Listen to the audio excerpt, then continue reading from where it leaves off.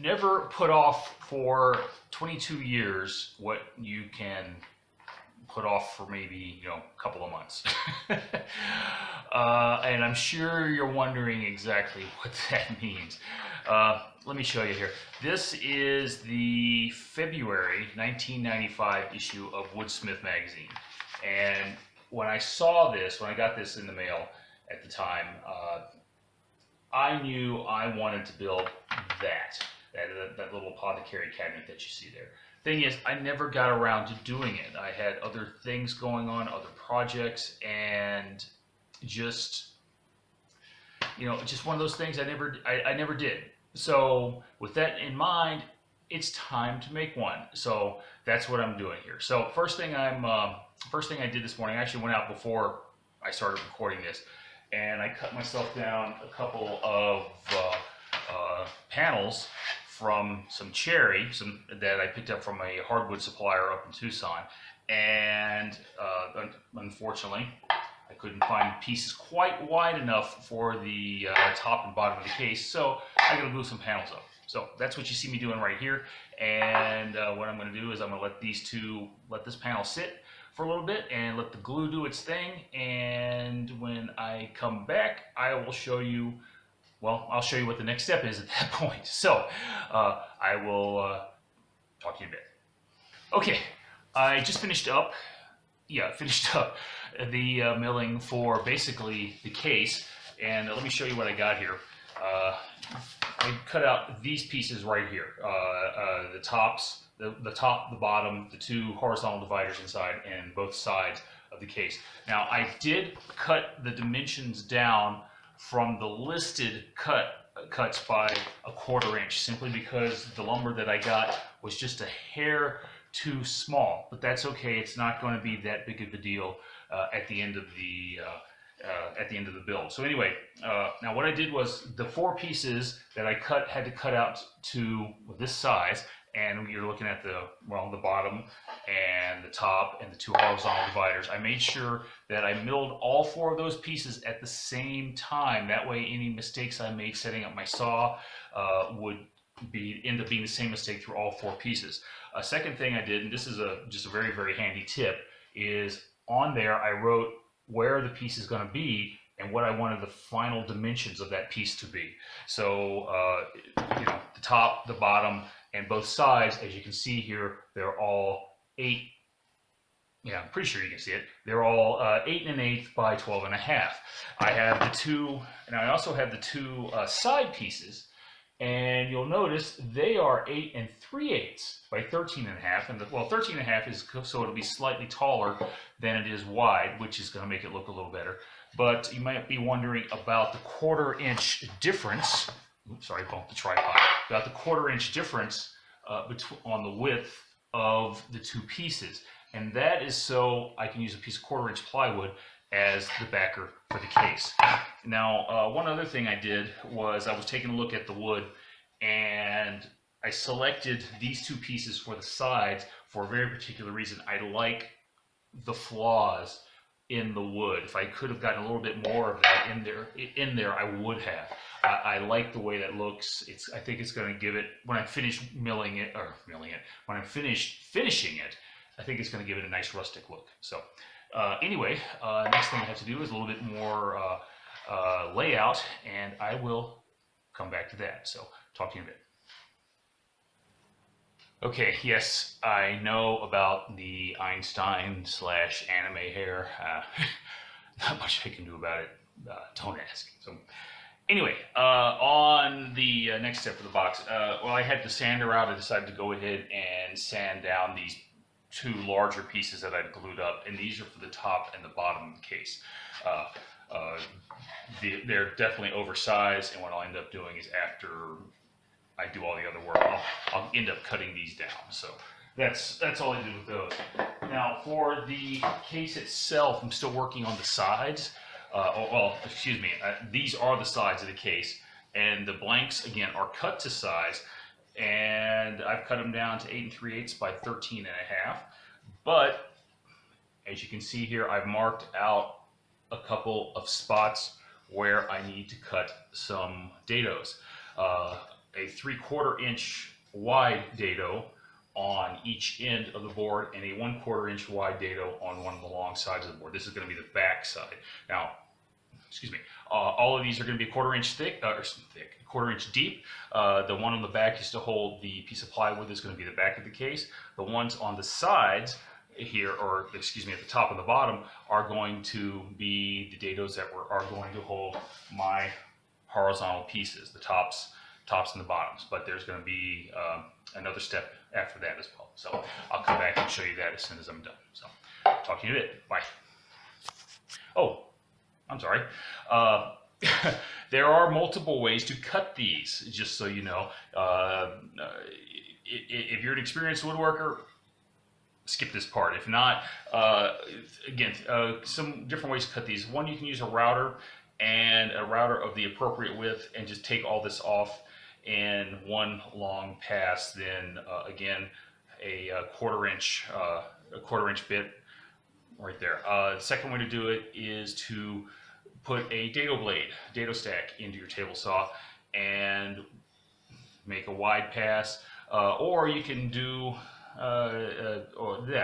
or you can leave your regular blade in your table saw, provided it's got a flat bottom, and you can run it through flat and then, flat and then vertically, although I don't recommend you do that unless you've got a good setup that you can do it safely. Anyway, basically what it comes down to is find a safe way to do it that you're comfortable with doing and knock it out. So anyway, that's what I'm going to do right now. I'm going to find a safe way to do it, and I'm going to knock it out. So talk to you. Okay, I got my first set of dados cut, and now I have to set up the second set of dados. And basically what I'm looking at is cutting 2 strips. Let me do this.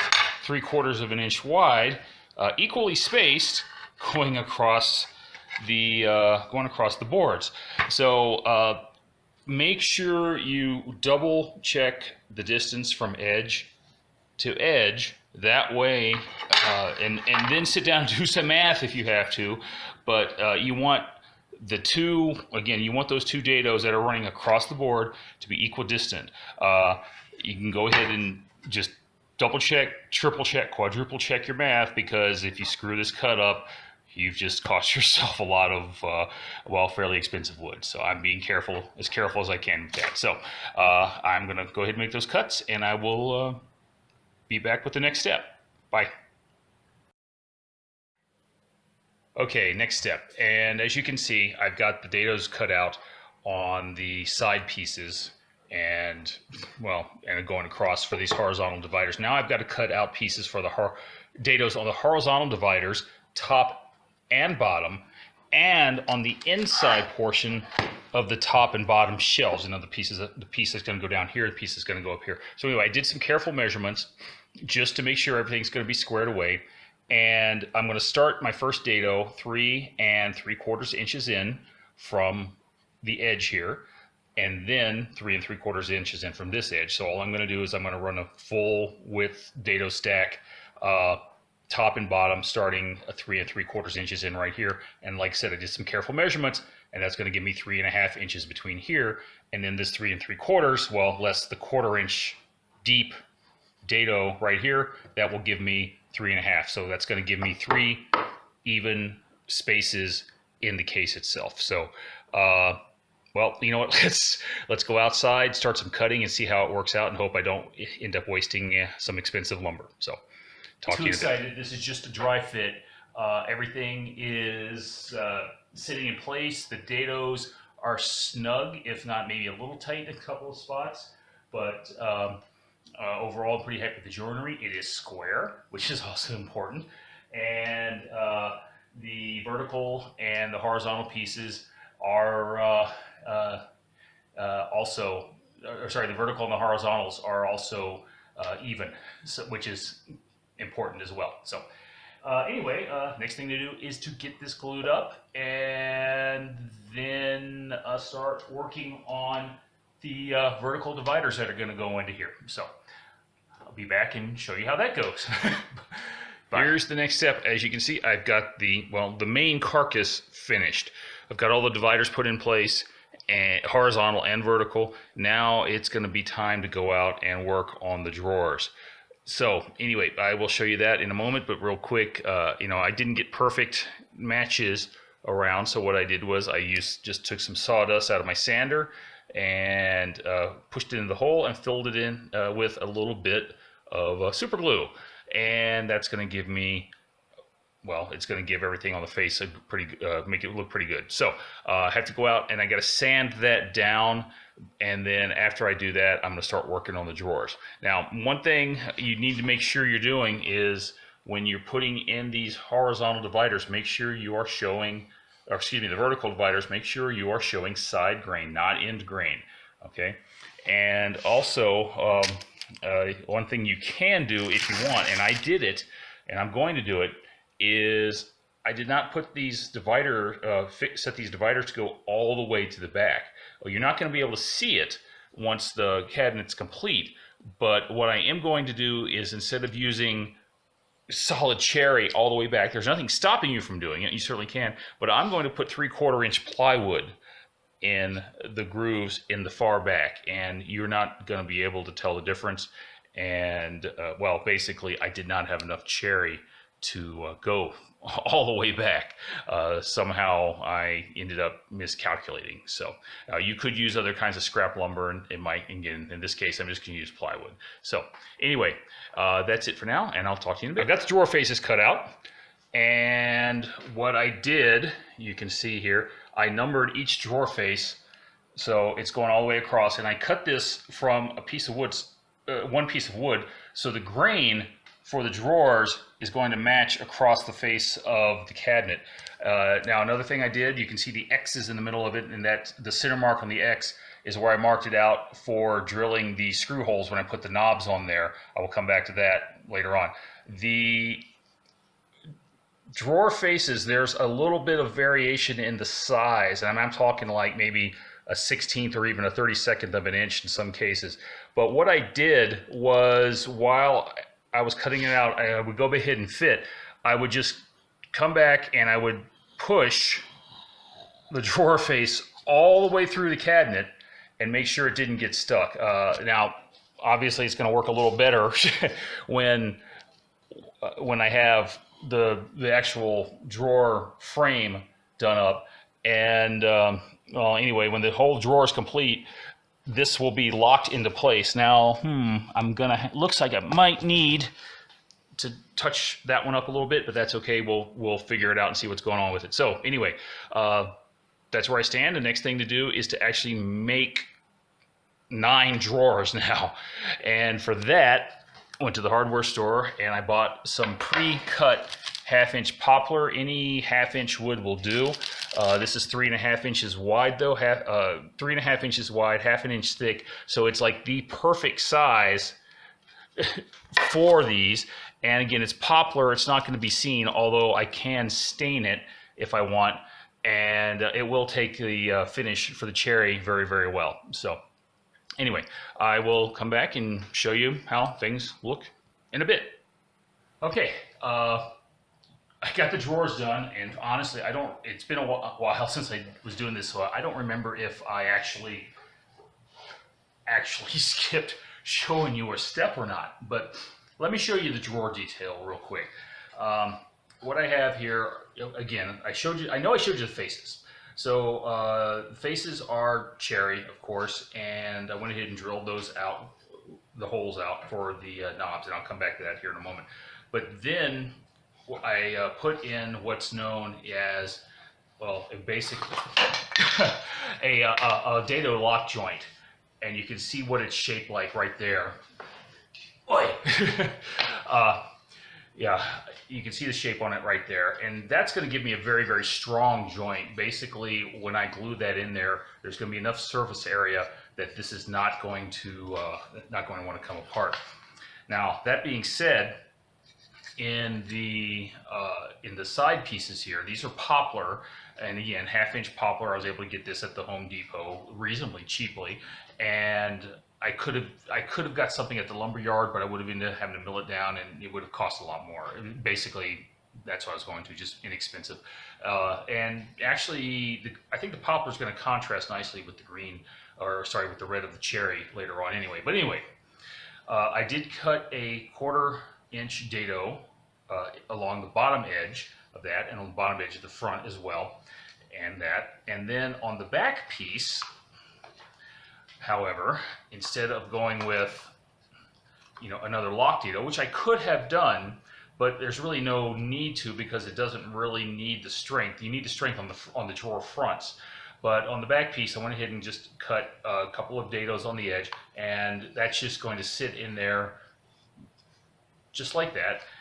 And then for the drawer bottom, again, I could have gone solid wood, but when you're going with solid wood drawer bottom, you always run the risk of the wood expanding to the point where it's going to actually split your joints or maybe cause things to swell and seize up. Well, anyway, I went with very simple with 1/4-inch plywood. And again, just some of that birch, I think it's the birch veneer plywood. Well, anyway, basically, again, I got it at the Home Depot. So all this sits on there just like that. And now I have 9 drawers to glue up. So I am gonna, well, thing is, it's gonna take literally all day to do it because I only have enough clamps to glue up maybe 2 of them at a time. So I need to get more clamps. So anyway, I also told you I was going to cut knobs. So let me show you what I got here. I went on a site called niceknobs.com. Not a porn site. Well, not that kind of porn. And, well, you can see what I got right here. It's just some 1-inch round knobs. And like I said, I drilled the holes in the center of all these pieces. And after I get the drawers, thank you, get the drawers glued up, I will go ahead, glued up and sanded. I'm going to go ahead and attach the knobs, and that's, as you can see, just going to be a screw. It's going to be very, very easy to do. So anyway, I've got some more work I have to do on the case, and like I said, I got to start gluing up these drawers. So back with the next step. Let me try that again. Okay, here we go. Almost done. Just got a couple steps, fairly easy steps left to go. First thing is to take this outside, and this is the top, and you can see it's not glued on yet. Neither is the base piece. And what I have to do is I actually have to route a gentle curve around, well, this side, and the front edge on the top and the bottom piece. And that's going to be a piece of cake. The only other thing I have to do as far as construction details is back side of the case. I have not yet put the back panel on.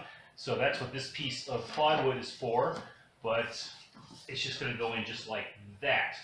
So once I've done that, the top and the bottom piece are going to get glued into place, and at that point, I'll be ready to do the finish on it. I've already done all the sanding that I need to do, or at least all the power sanding that I need to do. I'm going to need to do some hand sanding while I'm finishing it, but yeah, we're almost there. So the end's in sight on this. So anyway, I'll be back, and I think I will show you what it looks like when it's done. So talk to you in a bit. Okay, here it is, finished product. And overall, I'm pretty happy with it. I think it looks pretty good. The cherry is coming out nicely. Those green irregularities, I guess, look pretty good. You know, again, it's giving it that look I like. Even the patterns on the drawer fronts, you can see how the grain is running across each set of drawers. So I think I did pretty well there. Now I do have, there are a couple of small flaws in here I'm gonna have to go back and clean up. Most notably, this right here, what that is, that's a glue mark. I didn't quite sand that down enough. So what I'm gonna have to do is take some, well, probably just some 220 paper and get in there and sand that off. And then I go back and rub some more oil into that. But that's going to be very easy. It'll only take a few minutes. But again, that's the nice thing about an oil finish is that if you end up getting a scratch or a gouge or a ding or something, you can go back, you know, do a light hand sanding on the area if you need to, and then, you know, just rub some more oil in and it's going to be good to go. So anyway, the drawers, Well, yeah, they all look pretty good. Again, I oiled everything. That way, everything's going to have the same finish. Although I did consider rubbing a little bit of the beeswax mineral oil into the drawer. Into the drawer bottom right here to give it some lubrication. But I think it's okay the way it is. So we'll see on that. I could certainly rub some beeswax on there, and that would not hurt a thing. So anyway, with that, my next project, clean that up, and and then we'll see after that. So anyway, I hope you enjoyed the build, and not bad for a guy who hated going to shop class in high school, I guess. So. All right, well, with that, enjoy your weekend, and I will talk to you later. Bye.